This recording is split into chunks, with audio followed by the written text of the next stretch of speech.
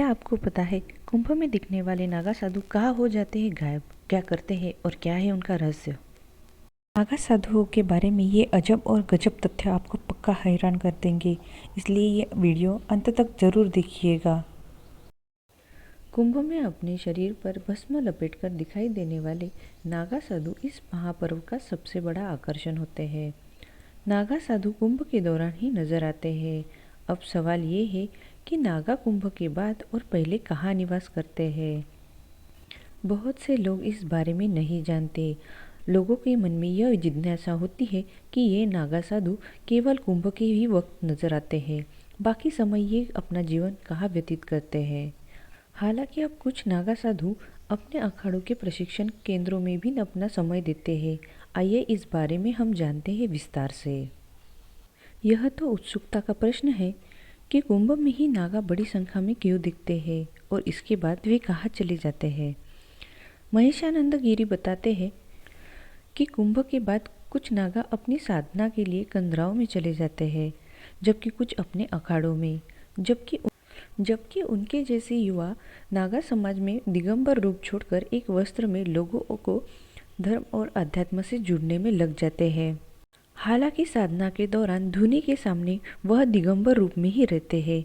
कुछ नागा हमेशा दिगंबर रूप में रहते हैं, जबकि कुछ एक वस्त्र धारण करते हैं। पर्वतों में रहने वाले नागाओं को गिरी, नगरों में भ्रमण करने वालों को पुरी, जंगलों में विचरण करने वालों को अरण्य, अधिक शिक्षित को सरस्वती और भारती का उपनाम दिया जाता है। इस तरह नागाओं में कुटीचक, बहुदुक, हंस और सबसे बड़ा परम हंस का पद होता है। नागाओं में शस्त्रधारी नागा अखाड़ों में संगठित होता है। नागा बनने के लिए वैसे तो कोई शैक्षिक या उम्र की बाध्यता नहीं है। नए नागाओं की दीक्षा प्रयाग, नासिक, हरिद्वार और उज्जैन के कुंभ में ही होती है। प्रयाग में दीक्षा पाने वाले नागा को राजराजेश्वर, उज्जैन में दीक्षा पाने वाला को खूनी नागा, हरिद्वार में दीक्षा पाने वाले को बर्फानी नागा और नासिक में दीक्षा पाने वाले को खिचड़िया नागा कहा जाता है। नागा दीक्षा हमेशा जोड़ों में ही दी जाती है, यानी दो व्यक्तियों को एक साथ दीक्षा एक ही गुरु देते हैं और उनकी उपाधियां अलग अलग दी जाती है। आचार्य महामंडलेश्वर ही नागा को सन्यासियों की दीक्षा देते हैं। इसके बाद महामंडलेश्वर का पद आता है।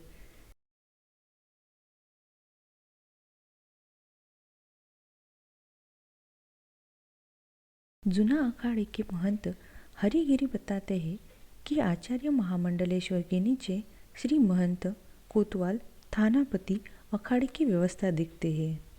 देश में शैव मत के 7 अखाड़े हैं, जबकि 3 वैष्णव अखाड़े हैं। शैव और वैष्णव अखाड़ों में लंबे समय तक मतभेद रहे हैं और खूनी संघर्ष भी हुए, लेकिन नई पीढ़ी के आने के बाद मतभेद कम हुए हैं। महेशानंद गिरी ने बताया है कि उनके व्हाट्सएप ग्रुप में ही कई वैष्णव नागा संत जुड़े हुए हैं। अक्सर उनसे मिलना भी होता है। शिक्षा से यह बदलाव आ रहा है और ये उचित भी है। आप हैरान हो सकते हैं कि कुंभ के बाद नागा साधु न जाने कहाँ गायब हो जाते हैं। ये टोली के साथ शायद ही फिर कहीं सार्वजनिक या धार्मिक स्थानों पर दिखाई दे। उन दिनों वो जहाँ रहते हैं या जो वो खाते हैं वो किसी को मालूम नहीं होता और काफ़ी हद तक वो रहस्यमयी भी होता है। माना जाता है कि इन दिनों सन्यासी हिमालय और अन्य पहाड़ों और निर्जनों जंगलों में की गुफाओं में बैठकर तपस्या में लीन हो जाते हैं। ये आमतौर पर एक गुफा में कुछ साल तक रहते हैं और फिर दूसरी गुफा में चले जाते हैं। किसी को मालूम नहीं होता कि वो इन दिनों कहाँ और क्या कर रहे होंगे। कई बार बहुत से नागा बाबा इन दिनों सन्यासी वस्त्र पहनकर गमन करते हैं, तो कुछ बाबा गुप्त स्थानों में जाकर तपस्या करने लगते हैं। इन दिनों वो जड़ी बूटी और कंदमूल के साथ जंगलों में और पहाड़ों पर होने वाली कई चीज़ों से अपने पेट भरते हैं। वो घूमते भी रहते हैं, लेकिन इनका घूमना इतने गुप्त तरीके से होता है कि वो किसी को पता ही नहीं चल पाता। नागा साधु जंगल के रास्तों से ही यात्रा करते हैं। आमतौर पर ये लोग देर रात में चलना शुरू करते हैं। यात्रा के दौरान ये लोग किसी भी गांव या शहर में नहीं जाते, बल्कि जंगल और वीरान रास्तों में डेरा डालते हैं। रात में यात्रा और दिन में जंगल में विश्राम करने के कारण ये किसी को नज़र ही नहीं आते। कुछ नागा साधु झुंड में निकलते हैं तो कुछ अकेले ही यात्रा करना पसंद करते हैं। कई बार जिस तरह ये गुफाओं में बैठते हैं उसमें कई दिनों तक ये भूखे प्यासे भी बैठे रहते हैं। नागा साधु सोने के लिए पलंग, खाट या अन्य किसी साधन का उपयोग नहीं कर सकते। यहाँ तक कि नागा साधुओं को कृत्रिम पलंग या बिस्तर पर सोने की मनाही होती है। नागा साधु केवल जमीन पर ही सोते हैं। यह बहुत कठोर नियम है जिसका पालन हर नागा साधु को करना पड़ता है। आमतौर पर यह नागा सन्यासी अपनी पहचान छुपाकर रखते हैं। जब कभी कुंभ और अर्धकुंभ जैसे महाव्रत होते हैं तो ये नागा साधु कोतवाल की सूचना पर वहाँ रहस्यमय तरीके से पहुँच जाते हैं। हालांकि ये किसी को नहीं मालूम कि उन्हें ये सूचना कैसे मिलती है कि कुंभ कहाँ हो रहा है और कब हो रहा है, लेकिन वो जहाँ कहीं भी होते हैं इस मौके पर उनकी मौजूदगी दर्ज कराने आ जाते हैं। ये भी कहा जाता है कि उनके पास कुछ ऐसी रहस्यमय विद्या या ताकत होती है कि जिससे वो अपने साथियों द्वारा भेजे गए संदेशों को ग्रहण कर लेते हैं। वे विभिन्न अखाड़ों में रहते हैं जिनकी परंपरा आदि गुरु श्री शंकराचार्य ने स्थापित की थी।